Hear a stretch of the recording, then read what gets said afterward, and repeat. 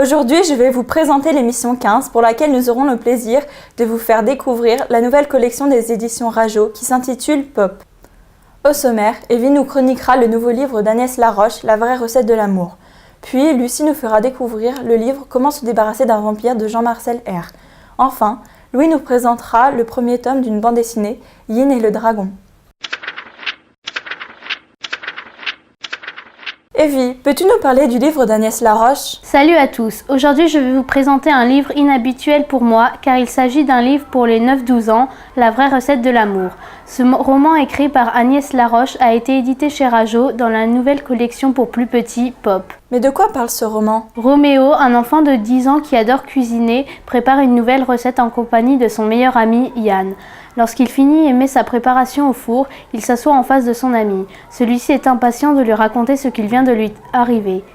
Yann lui annonce alors qu'il a rencontré une fille chez le dentiste et qu'il en est amoureux. Cela exaspère Roméo. Effectivement, son ami est un tombeur qui passe de fille en fille, se lassant d'elle en peu de temps.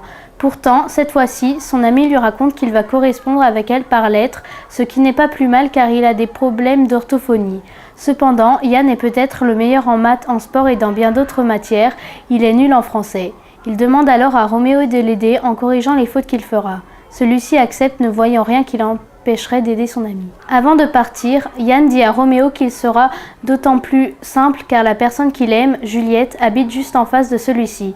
Il pourra donc, une fois ses lettres corrigées, les poster directement. Roméo n'en revient pas et regrette alors sa réponse affirmative précipitée. Juliette, ainsi que l'accès à la maison d'en face, lui a été totalement interdit après un incident s'étant produit l'année précédente.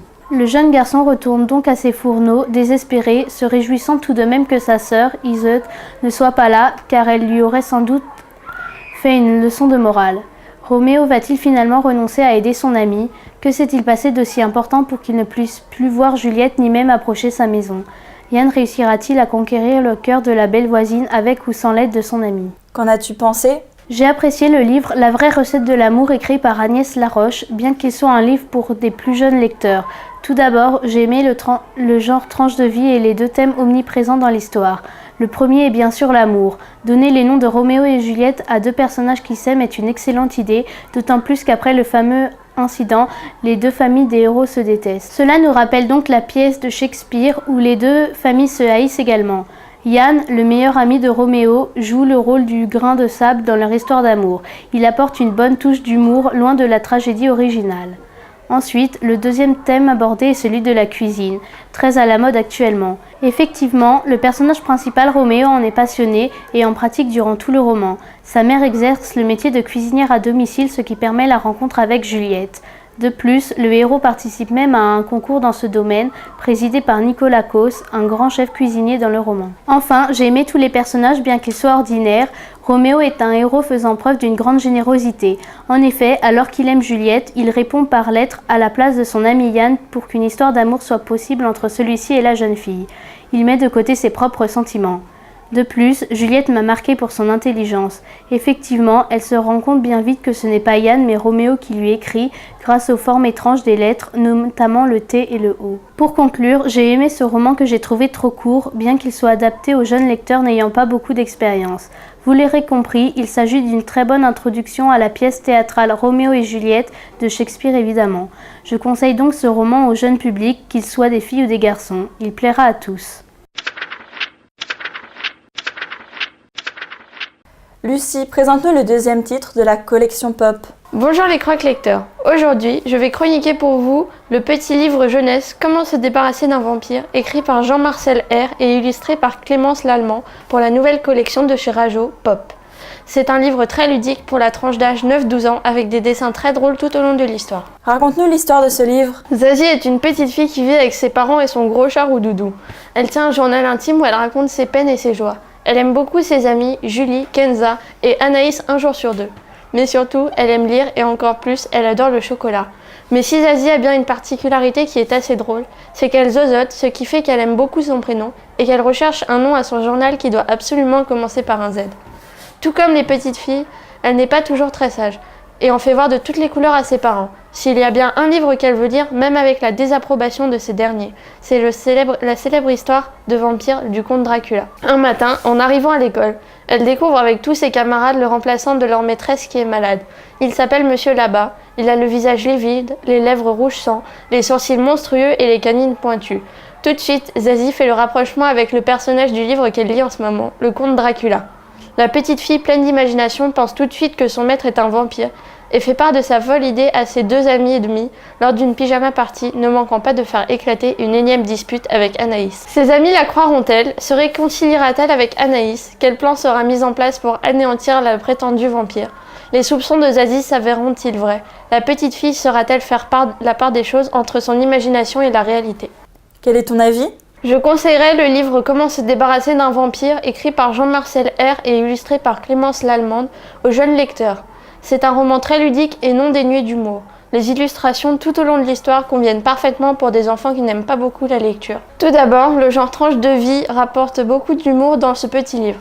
L'imagination débordante de Zazie lui joue parfois des tours et ses parents ne manquent pas de lui rappeler. En effet, elle imagine tout un scénario autour de son maître d'école, va jusqu'à fabriquer du faux sang avec du ketchup et met de l'ail dans son plat à la cantine. De plus, ce roman est en réalité son journal, un journal écrit par une petite fille de 8 ans. Par exemple, elle raconte qu'elle a interrompu son écriture pour aller chercher du chocolat. Ou alors, il y a des illustrations de pattes de chat qui font référence au chat qui a marché sur le journal ouvert. Ensuite, les thèmes de ce livre sont originaux. Le thème des vampires est abordé d'un angle parfait pour les jeunes, d'une façon peu courante et très drôle. On peut par exemple remarquer que Zazie fait beaucoup de recherches sur les vampires et écrit tout un dossier sur ce que les vampires détestent comme les crucifix, leurs reflets et l'ail. Par la suite, l'amitié entre Zazie et ses amis est racontée de façon amusante. En effet, Anaïs est en même temps sa meilleure amie et sa pire ennemie. Comme elle se dispute un jour sur 2, c'est sa demi-meilleure amie. Enfin, Zazie est une petite fille attachante et très drôle. Elle a beaucoup de caractère et elle sait ce qu'elle veut. Par exemple, si elle a décidé qu'elle voulait inviter ses amis plutôt que son affreux cousin, elle le fera comprendre à ses parents en y faisant allusion pour les faire culpabiliser.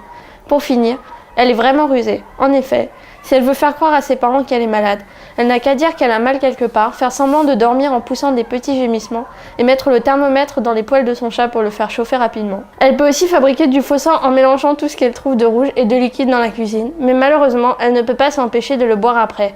Pour conclure, je recommande ce livre à tous les jeunes lecteurs qui veulent lire en s'amusant, grâce aux illustrations très drôles, au genre tranche de vie abordé d'un angle simple, au thème plaisant et à Zazie, une petite fille pleine d'imagination. Louis, de quelle BD vas-tu nous parler aujourd'hui? Salut à tous, aujourd'hui je suis de retour pour une nouvelle chronique. Il s'agit de la série Yin et le Dragon, publiée par les éditions Rue de Sèvres. C'est une superbe bande dessinée scénarisée par Richard Maranzano et dessinée par Xu Yao. Le premier nous avait déjà enchanté avec l'univers incroyable du rêve du papillon. Nous attendons ton résumé de cette série. À Shanghai, en 1937, Yin est une jeune fille qui essaie de vendre dans les rues de la ville le poisson fraîchement pêché par son grand-père, seul survivant de sa famille. Les parents de la jeune fille sont morts, ainsi que sa grand-mère. Alors qu'elle rentre chez elle, elle se fait attaquer par une bande de garçons des rues. Après cette mésaventure, Yin rentre chez elle et annonce la mauvaise nouvelle à son grand-père. Celui-ci désespère car il ne reste presque plus de provisions. Le soir, il part pêcher et Yin essaie de le convaincre de la laisser venir avec lui. Mais il refuse catégoriquement. Alors, celle-ci se cache dans la barque et le vieil homme part du port, sans se douter que sa petite fille est cachée dans son bateau. Les autres pêcheurs déconseillent au grand-père de sortir en mer car selon eux, une tempête s'annonce. De plus, des rumeurs concernant une attaque des Japonais sur la ville se répandent, eux qui ont déjà attaqué la Mandchourie. Mais le vieux pêcheur n'y croit pas et ne les écoute pas. Une fois en mer, il pense au futur de sa petite fille qu'il espère radieux. Quand il lance son filet, il attrape quelque chose qu'il essaie de ramener dans l'embarcation.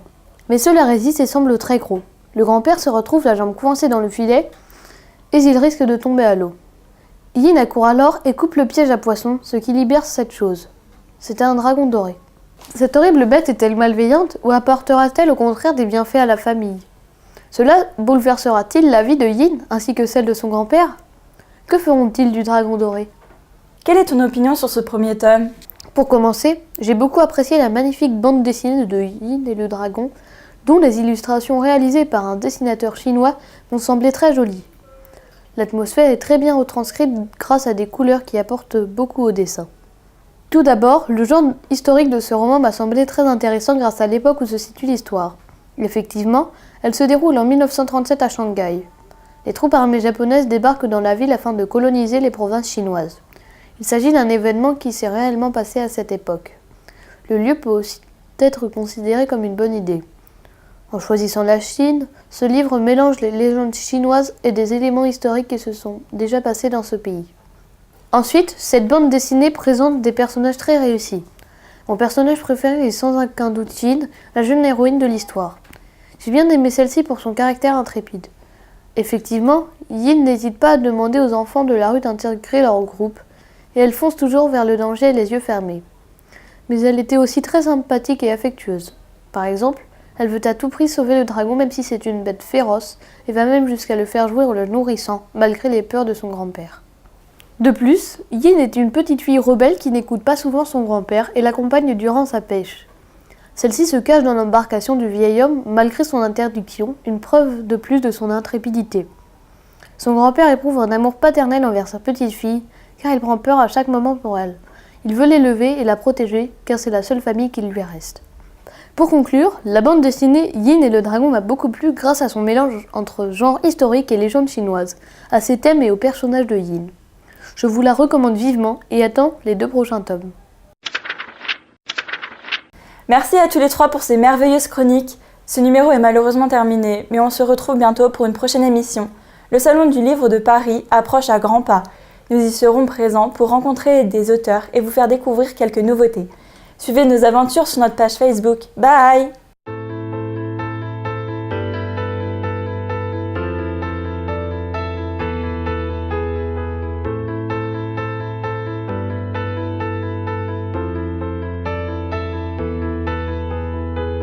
Roméo est un héros faisant... Aujourd'hui, je vais chroniquer.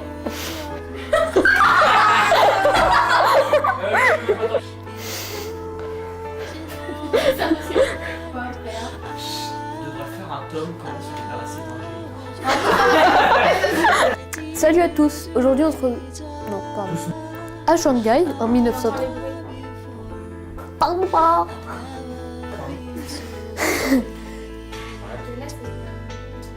Mais c'est parce qu'il se redresse pas. Ah, t'es pénible, oui. Ça change tout, là.